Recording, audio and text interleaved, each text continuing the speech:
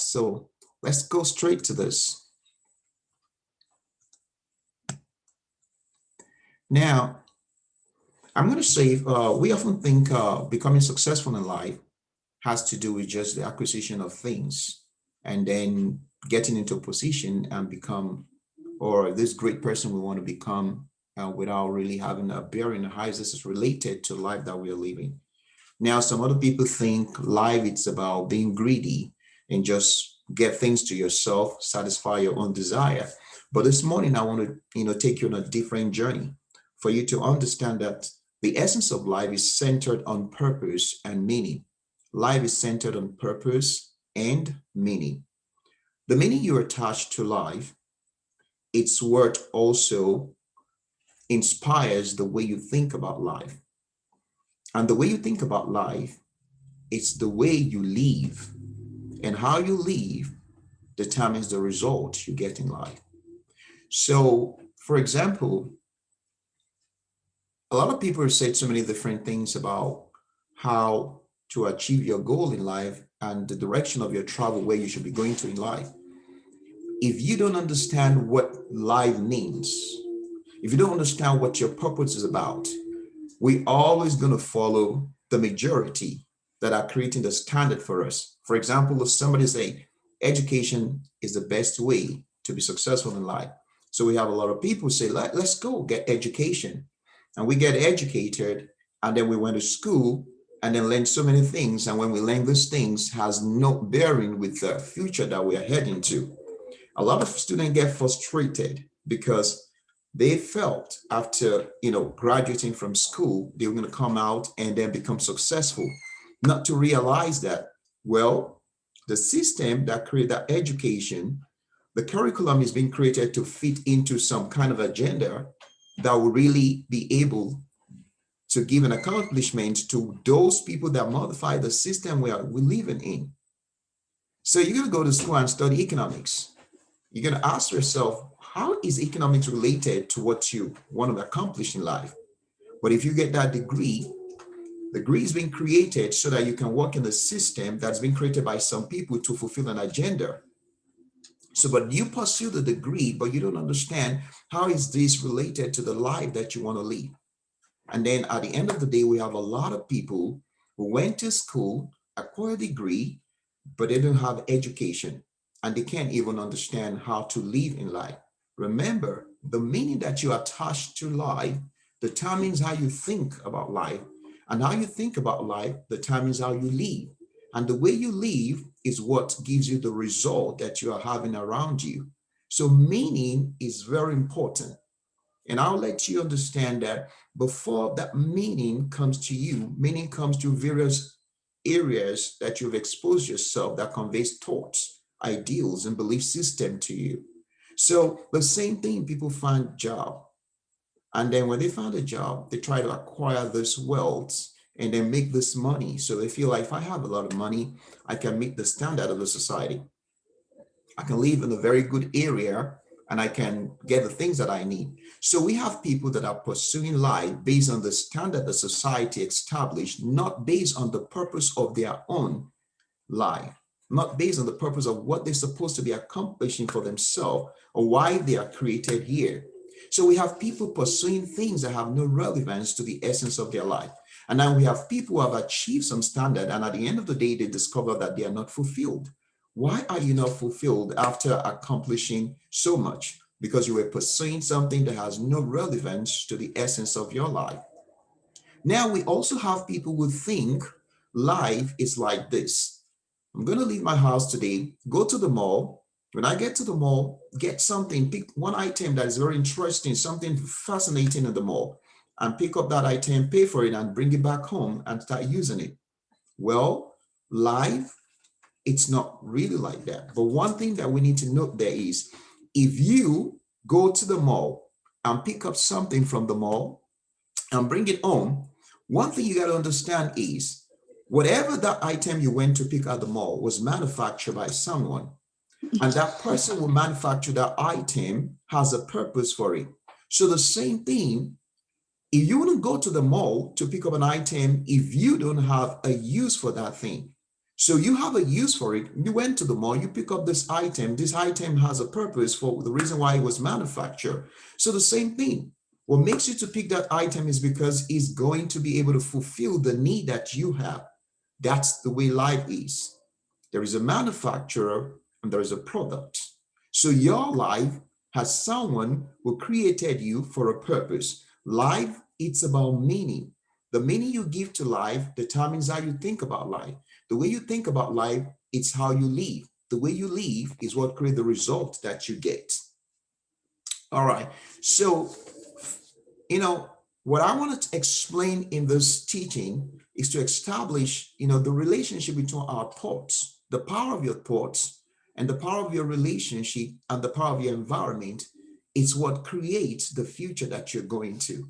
Now, if you don't understand how that's affected you till date, that's why you have to listen to this teaching. So you will understand that from here, from this point in time, you need to create an association and relate yourself with kind of a thought pattern, relationship, and then an environment that will be able to create the image of the future that you're going to. And I'll continue to explain this in this teaching. So the next thing I want to talk about this morning, my focus is to teach those who want to pursue something in life, something great. Now, those who think life is just, a personal adventure to just satisfy your own personal need. No, my focus is to be able to teach those who have the passion to live a successful life based on the purpose of their existence. Not people who think accomplishment is self-seeking, adventure. So it is for those who have come to realize that they are responsible to make things happen in this life and cannot be at peace just to live with the normals. So I will discuss the role of thought pattern, relationship, and the environment in shaping the future that we desire. This is based, completely on association. Now, the certainty of having a great future starts with the ability to know and visualize what that future looks like. So that's why you have to be able to know the picture of that future that you desire. Because when you understand the picture of that future that you desire, you'll be able to align your thoughts, relationships, and environment to be able to create that concept for you. Because until you can have that future in you, you can't arrive at that destination if you don't have it in you. So you have to understand this concept very well. And one of the things I'm going to talk about is thoughts is what I want to focus on today, because there's not going to be time for me in this session to talk about thoughts, relationship, and environment at a go. So in this morning session, I'm going to talk about thoughts. And later in the evening, around 5:30, on time here in the US, I'm going to talk about relationship and environment. So today, my focus is going to be on the thought. So now the first thing I want to say, let's focus on thought. And in talking about thought, I'm talking about these four things. How you have to question your thoughts. You got to ask yourself, why do you think the way you think? Then I'm going to talk about the roots of your thoughts. Where does your thought emerges from? Where did they come from? Because how important is it to know where your thoughts come from? Because they form your life, they shape your life, they determine how you see life, they determine how you think, they determine how you live, they determine the result that you have. Then I'm going to talk about constructive thinking pattern and destructive thinking pattern. So now, how do you come about the things you think? Do you ever question your thoughts? Why is it important to question your thoughts? Because it shapes you. You are exactly what you think. You are exactly how you reason. So the question here is asking yourself, when these thoughts start flooding through your mind, say, why do I think this way? And what is the source of my thoughts? Because if I understand that this is what's going to shape my life, and actually this is what I've actually shaped my life to where I am today, who I am today, and it's going to continue to, shape the future that I'm going to. It is important to ask myself, where are all those thoughts coming from? Why do I think the things that I think? So when you can question yourself like that, then you want to ask yourself also, I want to know what is responsible for the way I think. Is it my environment? Is it relationship? Is it people that I know? Is it the things that I learn? So why do I think this way, and what is the source of this thought? The second question is, what feelings am I deriving from this thought pattern? When I think in this certain way, what feelings does this thought communicate? And then what is that feeling? What is it going to lead to? Why is it important to know the feelings that your thoughts convey to you? Now, your emotional state, it's powerful and strong enough to determine the result you have on a daily basis. So you need to know what sort of feelings a thought is bringing to you. And it's just like every good things happen through how you feel about things determines the response you have to think activities in your environment.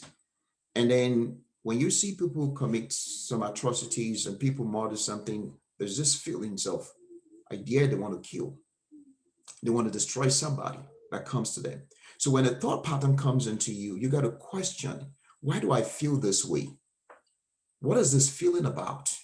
Why am I just so excessively hungry? Why am I just restless? Why am I feeling this way I'm feeling? What is responsible for this? So because thoughts conveys a kind of image and a power, and that power determines the activities. When people get into a mood, you got to ask yourself this question, why am I having this kind of mood? What is it for? What is it based on? Where is it coming from? Because there's a thought process that conveys those feelings to you. Then another question you ask yourself is, where are these thoughts guiding you to? If those thoughts are coming, you already find out the source of the thought. You already find out what feeling is conveying to you. Then you now ask yourself, now, if I'm thinking these things, and if my mind is set on this kind of thought pattern, where is it taking me to? Where is it leading me to? But I'll tell you the truth. That thought came from a source, and that thought has a destination. The destination of that thought is not just you, but you are just a vehicle in which that thought wants to manifest. So you're going to ask yourself, if I give room for these thoughts, where is it going to lead to? Where is it going to guide me to? Is it going to lead to the path of being successful, or is it going to lead to the path of really that is dangerous, or is going to derail me from where I'm supposed to be? So you question your thoughts. Remember, we're talking about the power of thoughts, relationship, and environment in crafting the image of the future that you desire. These are powerful forces that craft and shape you where you are now and where you're going to be tomorrow. Until you can have control over these three powerful things, you will not be able to control the future where you're going to. Your thoughts, your relationship, and your environment are those three things. Now, questioning your thoughts, you're going to question, when you question those thoughts, you say, what value is this thought communicating to me? Is it in line with the future that I want to go to? Is it a kind of life that I want to live? This is really, something very important. I'm thinking in a certain way, but the way I'm thinking does not validate the future that I want to go to. So I'm thinking I want to be very successful, or I'm thinking I want to help people, but I discovered that my feelings and my thoughts is like distance me from people. But I really want to help people. I want to live my life helping people. I want to live my life impacting people's life. But I discover I don't want to stay. I don't want to be around anybody. So you want to see, okay, how do you value those thoughts? That thought that tells you, no, don't like that person. No, you can't accommodate those people. You got to look at it. Does it really tells you exactly how you should get to the future you're going to? Value is very important. Every thought has content. If that the content of the thought is not communicating value that you want, you have to get rid of those thoughts. Now you ask yourself another question. What is the product of this thought? What will this thinking pattern produce in my life? What will this thinking pattern produce in my life? Is it going to lead me to a fruitful destination? Is it going to give me the things that I desire in my life? So you're going to ask yourself, where is it guiding? Where is it leading me to? Now, the next thing I want to talk about is, now once you are able to capture your thoughts, and I'm going to emphasize again, why is it necessary to capture your thoughts? Discover that everything you do, your activities, the meaning that you give to life determines how you think about life. How you think about life determines the way you live in reality. And the way you live in reality is what determines the results you continue to produce. So when you question your thoughts, you want to make sure every content of your thought, the source of your thought, the feeling that your thought generates, where the thought is guiding you to, everything aligns with the future that you're going to and what meaning you want to communicate in life. So if those things are not synced, that's when you begin to say, now, how do I make sure every of this thing align with my future? But one of the things I'm going to talk about right now is you need to understand what kind of future do you desire? Because it's going to be a waste effort when you can align your thought, but you don't actually know what the future that you're heading to. You don't even have the picture of the future in your mind. So it's very important to understand the future that you desire. So ask yourself, do my thought vividly convey the image of the future that I desire? Does it really do that? Do I really have that concept figured out? How I think, it's the way you think is the way you talk. So the way you talk is what the reflection you see around you, and it's what determines your life. So ask yourself, do my thought vividly convey the image of the future that I desire? If it's not, then you're going to say, what kind of future do you desire? You ask yourself the question, what future do you desire? It's just three simple questions. In trying to design the future you desire, you ask yourself the first question, what do I want in life? Or what don't I want in life? This is a very important question. What you want in life, you need to know that. And you need to know what you don't want in life. Now, when you have this understanding and you need to know where you're currently positioned in life, you know what you want in life and what you don't want in life. And you also understand where you're currently positioned in life. When you say where you're currently positioned in life, you think about your spiritual positioning, your mental positioning, and then your achievements and the things you are, wherever you are in life. Now, I want you to understand there are sometimes it's very hard. There are different ways people figure out what they want in life. If you are a spiritual person, you might pray and understand, like, what is the purpose of my life? What is it that God created you to accomplish? If you're not very spiritual, you look inward and see what skills and abilities do I have? And what is it that I have passion to accomplish in life?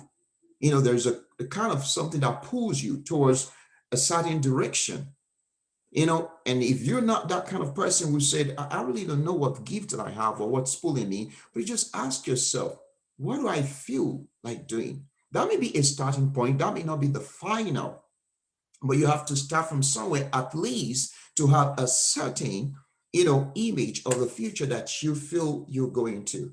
And I'm telling you, because the way we are being created is, if you're a fish, you're going to be drawn to the habitation of water. That's the way we're being created. There is something about inside of you that will almost pull you towards what you are supposed to be, where you're supposed to be in life. But for the fact that there are so many confusions and so many distractions, that's why so many people go in different directions that have nothing to do with their life. But if you don't know how to figure this thing out, one of the best way to know is pray. Pray. Ask God to give you direction. What do I want? What do you want me to accomplish in life? What is meaning that life supposed to communicate to me? And that's going to help you. Now, there's one important point I want to make here while you're trying to decide the future you're going to. Between where you are going in life and where you're coming from is where you are currently positioned. There's two things. You are in the middle of two directions, where you're coming from and where you're going to. And that's where you are now. You're positioning right now where you're, whatever is you are doing right now, your mental state right now, your spiritual understanding right now, it's the middle point between where you are going to and where you're coming from. So why is that important? If you really want to say, well, whatever decision you make now will determine your projections, where you are going to.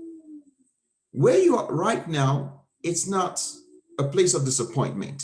It's not a place of it's a place of opportunity for you to reestablish and reaffirm to yourself where you want to head to in life. And when you're in the middle of a road, you're standing on a point and you say, okay, what's the next direction? What will make you to take the next step is the thought that comes to your mind to tell you, go right or go left. We're in the middle of a road and you want to make a decision about, should I go forward or should I go backward? The thoughts that come at that point in time determines what direction you're going. Maybe you're going to be going in forward or going backward. Right now is that middle of the point of the road for you where you're standing. There is a future ahead of you and there is a place you are coming from. So if you said, this is where you need to put your mind and your thought together to find a qualitative thought that will give you the direction of what you want in life and what you don't want in life. So when you decide, these are the things that I don't want in life. And these are the things that I want in life. This is the moment, this is the point that you make that decision. When you decide I've seen things in life, I don't want this. A lot of time, one of the challenges with people is people just assume things and we don't sit down to write things down. We just assume and say, well, I already know what I don't want in life, but I think you should write it down. You should take your pen and take a paper and say, this is where I'm coming from in life. And this is where I am right now. I've seen where I am right now, and it gives me a very good picture of the reality. The reality you're seeing right now is the current position which you're occupying. But from this reality, you have to be able to say, now, the future that I want to go to, this is what I want it to be. And this is what I want in that future, and this is what I don't want in that future. But if you don't make that decision, whatever thoughts that comes to your life, whatever people you meet along the way, whatever environment you find yourself will dictate your next step. But that's what you shouldn't allow. That's where I'm doing this teaching. So you will consciously make that decision for yourself that this is where I want to go in life. You consciously question your thoughts and make sure the thought that is coming to you is aligned to the direction of your travel. You question people you meet and understand, right, is this person right for me? Is this person having the same value to where I'm going to? I'm going to talk about that later in the evening in the second session when I'm going to talk about relationship and environment, how those two things foster the future in which you're going to. But one of the most important things is to understand that the point in which you are right now, the place you are right now, mentally, spiritually, the reality you are living right now, it's the opportunity for you to redesign your life and determine what you want in life and what you don't want. And I said, I challenge you to take a pen and paper and write down what you don't want in life going forward. And then write down, these are what the things I want in life. Because until you know that, you will not be able to determine what kind of thought process you should allow to come into your life, what kind of people you should allow to come into your life, and what kind of environment that you need to be able to fulfill this purpose. If you don't have this picture of the future that you desire established, you will be part of the majority that everything will shift them, everything will move them, and every thought will come, and you're just going to accept any kind of thought. And that's not the way to fulfill life. You have to be specific about what you want to think about. And that will take me to the next thing, talking about constructive thinking pattern. constructive thinking pattern. It's essential when you have already figured out where you want to go in life and where you don't want to go in life. When you figure that out, then you come to the point of being able to create a constructive thinking pattern. The first thing in this, you have to know your dominating thoughts. So I wake up in the day, and the first thought that comes to my mind, it's thought that has no bearing with where I want to go in life, with the things that I want to achieve in life. Because when I'm going in life, it's going to be orchestrated by the things that I do every day. So if I wake up in the day and the thought that is coming to my mind is not aligning with what I'm supposed to do on a daily basis to take me to the future that I'm looking at, now I'm going to question that thought. Where is this thought coming from? So if this is a consistent thought that comes regularly, I'm going to ask, okay, this is a dominating thought because this is just too much. I think about this thing too much. And watch this thing. You need to know your dominating thoughts. This is what Napoleon Hill says about your dominating thought. He said, every man is what he thinks. You are what you think. And this is based on the thoughts that you are allowed to dominate your life. That thought that dominates your life is what influences the action you take every single day. There are going to be thousands of thoughts that runs through your mind every day.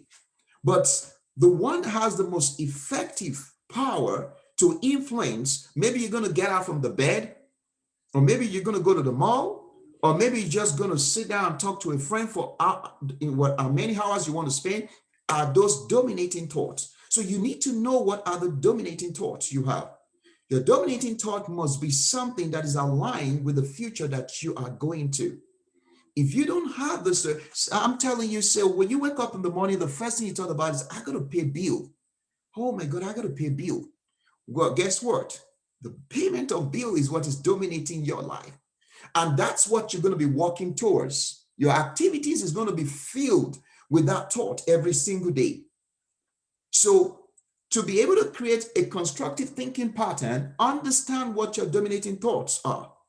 If those thoughts are not in alignment with the future you want, you have to change it.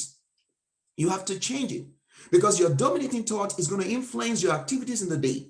And whatever you do in a day, and you continue to do it the second day, and you have that pattern being repeated, that shows that you are creating a future unconsciously.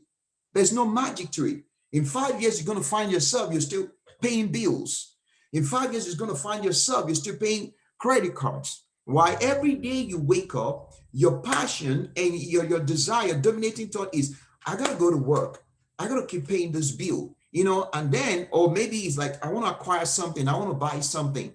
So if you don't understand what your dominating thoughts are, you'll discover that you've not been able to have control of your activities. And if you can't control your activities on a daily basis, you can't control the future that you're going to. Now, the second way to have a constructive thinking pattern is to have a deliberate thinking pattern. You have to be deliberate about what you want to think about. Napoleon Hill said that, he said, the thoughts that you deliberately allow to settle in your mind become the motivating force that determines your action. So while you wake up in the morning and the first thing is like, oh my God, I got to pay this bill. And then the fear of paying the bill motivates you to go to work. Now, that's not a constructive thinking pattern. Circumstances is pushing you into a direction. But is it when you figure out your life, is that what you want to live your life doing, paying bills? If that's not it, so you have to come back to yourself and say, okay, I want to create what I want to be thinking about. I need to write down what I want to think about because I'm going to choose deliberately what I want to think about. So you have to engage on this kind of thinking pattern that you are so deliberate about what you want to think about. You just don't allow thoughts to flood you and then to fling you around. The thoughts will just come and swamp you and then just fling you around. Change your mood, change your way, excitement, change everything you are doing. But in a constructive thinking pattern, you choose what you want to think. You make the choice that this is what I want to meditate on. This one, and that leads to the third point. Say engage and practice focused thinking. Focused thinking means you have this thinking pattern that you pick something specific that you want to focus on, something specific. What does the focused thinking do to you? You have to have a scheduled time, and you have a scheduled topic or idea that you want to focus on. It might be your future, it might be one specific goal. So what happens is when you have this focused thinking, in the middle of so many kind of thought pattern, you streamline it to one thing. And once you have narrowed it to this one thing, that idea become established idea, and then you begin to go into the creative part of that idea because you are meditating on it. It helps you to also expand one single idea into different streams of idea. Focused thinking, specific, one thing, or one thought pattern, or one, a goal that you want to achieve. Because the way thoughts are just like water just flooding different places, coming in from different angle. If you don't choose what you want to focus on or choose what you want to think, you're always going to be all over the place. And that's not the way to have a constructive thinking pattern. So your focused thinking helps you to transform idea into a unique reality after hovering on it for several times. It helps you to transform that. It helps you to practice only idea that have great priority for you. So you have the priority of this is what it's a priority for me, and I want to think about this. I want to focus about this. That's what leads to creative thinking. If you can't engage and practice in focused thinking, you can't go into creative thinking. And then the last point in constructive thinking pattern is associate yourself with certain thinking activities. And what do I mean by that? You already know where you're going to. You already know, the future you want. So you got to think, what are the things that's going to help me into this? Do I need to create a relationship? Do I need to buy some certain books? And I keep thinking about this, reading this book. So there is something that I have to read to myself every day, because I understand that you don't master something until you do it repeatedly. So I have to master this concept. So I have to read it to myself every day until this understanding become part of me. It's not like, a kind of a psyching or motivational, pattern, style of living. No, this is reality. What I consistently open myself to every day becomes part of me. It becomes what I think, becomes how I think. So there's these certain things that I have to read every day to myself, not trying to chant something, but to gain understanding of this thing every single day. So I have to consistently read the same thing to myself every day and think about it and be able to analyze it and be able to allow it to motivate me into what I need to do. So you have to create and associate yourself with certain thinking activities. That's how you create a constructive thinking pattern. And then we go to destructive thinking pattern. The way you are not supposed to think. The way you are not supposed to think. See, the idea of an impossibility, you need to eliminate that from you. When you say something is impossible, it just means that human mind have not been able to comprehend how to do it, but doesn't mean it's impossible. So when you're still within that range of thinking some things are impossible, you're limiting yourself to, the possibilities of life. If you want to do something and you feel, well, don't say it is impossible. Just know there's a possibilities to all things. But you have to say, okay, I don't know who can do this thing. And maybe one day somebody's going to figure it out. Because there are so many things people have said some centuries ago that it's impossible.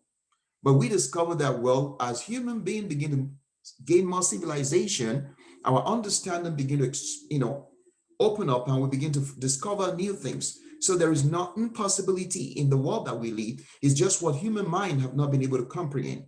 The second thing you shouldn't do, the way you shouldn't think, which is destructive, is to say, I can't do it. Remove that word from your dictionary. Don't say you cannot do something. It might be a limitation for you, but there are going to be resources that can help you to accomplish that thing. So I can't do something. It's not a positive way or a right way, or it's not a constructive thinking pattern, it's a destructive thinking pattern. I can't. Oh, why can't you? There are excuses, 1 million excuses why you shouldn't be able to do something. Oh, you've been doing it for so long and you didn't see result. But does it mean that you can't still do it? Well, maybe you have been doing it in a way that is not going to produce result. So all you need to do is find a way that you can do it. Another thing in destructive thinking pattern is when you have a doubt, those who live in doubt don't move forward in life. You can't progress. A doubting person, the Bible says, it's like the wave of the sea. It goes back and forth. It's not moving from anywhere. When you go back to the beach, the wave is still there. It's still doing back and forth. It's not progressing. It's not moving anywhere. Your thinking pattern goes back and forth. You can't make accurate decision. You can't make precise decision. You remain in the same spot because you're doubting yourself. So that's destructive. That's not, constructive. Now, fear paralyzes people mentally and spiritually. Fear is dangerous. Fear, not only are things that you are afraid of, which you are conscious of, there are even hidden things that you are nurturing unknowingly, which you are afraid of, and you never know until you got to that point one day and say, I never knew in my life that I've always dread that this thing is going to happen to me, because there are unconscious things that you are afraid of that you don't know. But you have to move yourself away from being afraid. Fear paralyzes your ability to make decisions, your ability to take risk, your ability to break through in your life. So you have to move away from fear. Then fear leads to failure. If you're afraid of something, there's no way you can conquer that thing.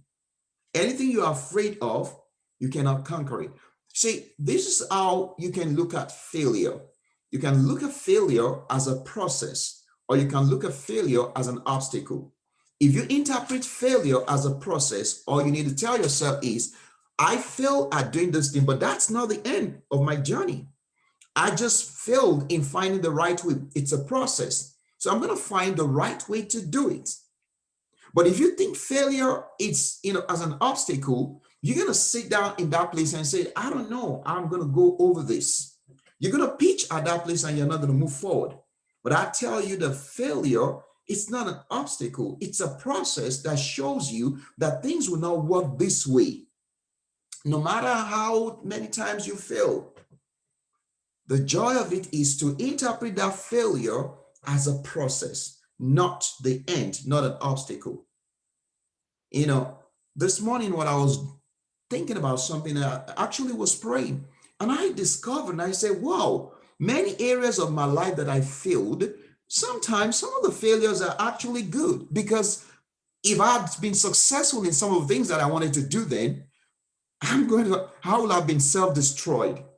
So sometimes some of the failures that you encounter in life are probably God's mercy for you not to become self-destroyed.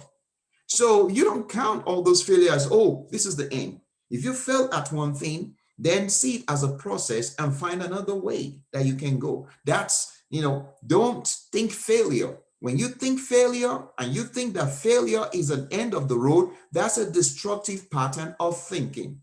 Now, we talked about the constructive and destructive pattern. Let's go to what is the root of our thoughts?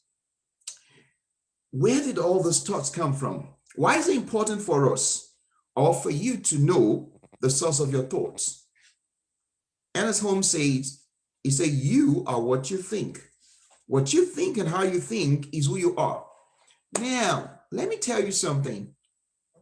Regardless of your outward appearance, or your beauty, your status in life, your position in the society, your background, well, regardless of those things, you are your thoughts. When you appear anywhere, when you look at yourself in the mirror, what you see is who you are. That's how your thought is. Your thought is what defines your life. Your thought, the way you think, is what defines who you are. It defines your failure. It defines your achievement. It defines your success. It defines your mood, the way you think.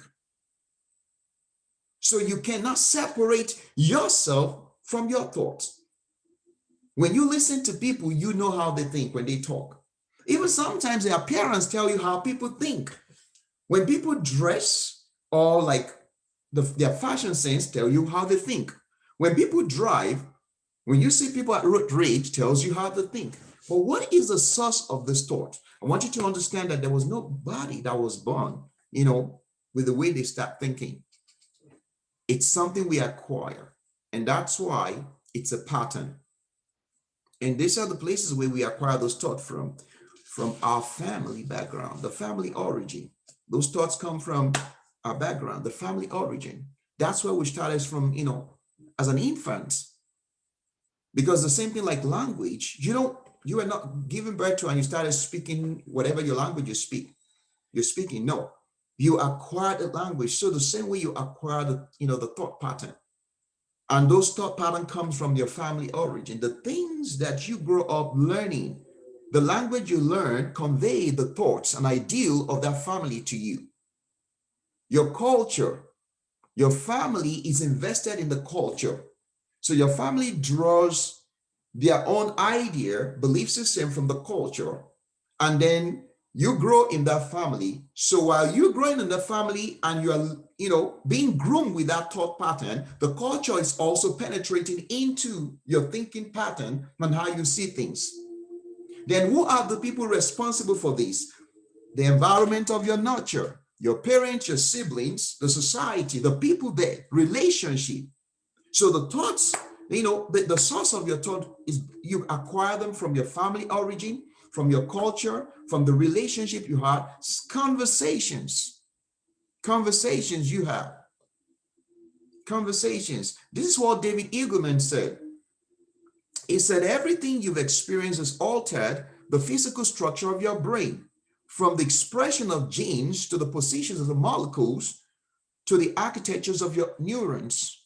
It says, so your family origin, your culture, your friends, your work, every movie you have watched, every conversation you've had, all those things left their footprint in your nervous system. All those things, conversations, family background, belief system, culture, relationship, movies. There is none of this information that comes through your life which is not being flowed through you by its true thought process. So when they come into you, they don't just leave you the same way. That's the source of the way you think now. It's the accumulation of all these sources that framed the way you think. Because when you start growing up, the language, the belief system, the nurturing system, the things you experience, the relationship you had, the conversations, the movies, your environment, all these come together to shape the way you view things as of today. And then, so David concluded that these all left their footprint in your nervous system. And he said, these indelible, microscopic accumulate to make you who you are and to constrain who you can become. So it will do two things to you. It's already shaped you to form you, to make you who you are right now, all these things. And then it will determine if it's going to help you to become who you want to be in the future you're going to. And that's why we're saying for you to be able to accomplish that future you're going to, you have to now reorientate yourself with a new thought pattern, a constructive thinking pattern. Because what you have may not be sufficient to take you to the future that you want to go to. What you are, the way you think, from the sources that you've acquired them from, is what make you who you are today.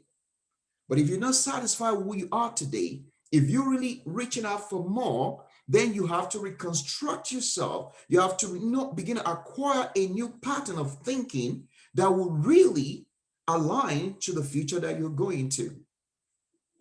And the last thing I'm going to talk about, the second to the last thing, is access. Now, all these things came through you by the access that you gave to them.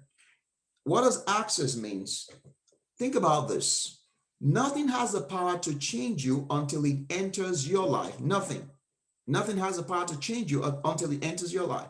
So if you are not in that family, they will not have access to inculcate that way of thinking into you. So they gain access to you. That's why you speak that language from infants.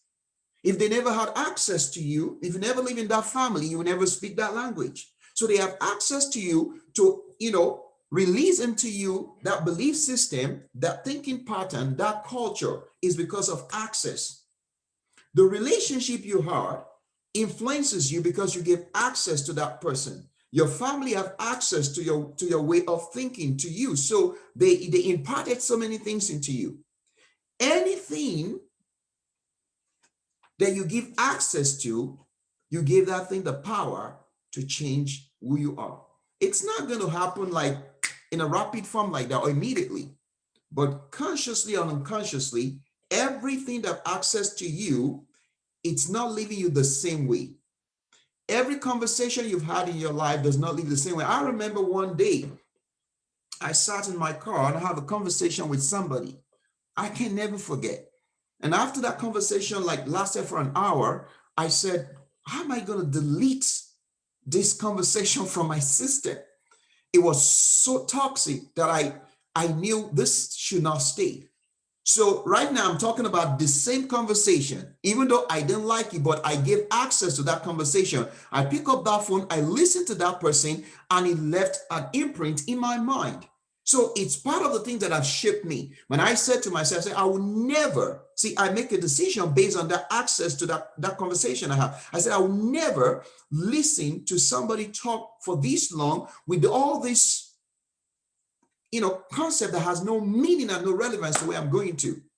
But I wouldn't forget that conversation because I gave it access and it left a mark in me. It left a mark in me. And that mark it left in me is to tell me who not to listen to, what kind of conversation not to involve myself in. So how do you acquire all this thought pattern? The things that you gave access to, the people that are in your life. That's why you see couples, they think the same way. They analyze things the same way because they have access to each other. The movies you watch, and that's why television and everything's changed our perspective about life, because we give access to those things to come into our life. They modulate the way we think, the way we see things. That's why young people watch movie and they think that's the reality. That's not access. It's very important. It has power. And lastly, I like to talk about you have to plan and execute your patterns. You have to be able to state categorically what you don't want in life. You need to know what you don't want in life. You also need to have a specifics and details of what you want and where you're going to in life. Now, if you're where you are right now, it's not good enough for you and you feel my life needs to be better, you have to reset your mindsets because your mindset drives a lot of things. So resetting your mindset, this is just a very simple way to understand that each of those thoughts that forms and shape you to be who you are today did not come one time. It's through the space of time, maybe years that you've listened to somebody, that you've lived in that family, that you've practiced that religion. So one bit of thought, knowledge, idea, concept, simple concept build up to make a complex thing. What complex thing does it make? It turns to an habit. It turns to an ideology in you. It turns to a belief system. That's what is complex. But it does not come as an ideology one day. It was just from, the Bible says something, it said precept on precept. A little here and a little there. So you listen to this person, you listen to that person, or this person say this thing, and you put those collective ideas together to build a habit of the way you think and the way you look at life. Society tells you something, movies tell you something, conversation tells you something. Just simple things come and you give access to them into your life and they become a complex thing. So for you to reset your mind, you have to take one thought per time to replace those thoughts that are established as an habit into you.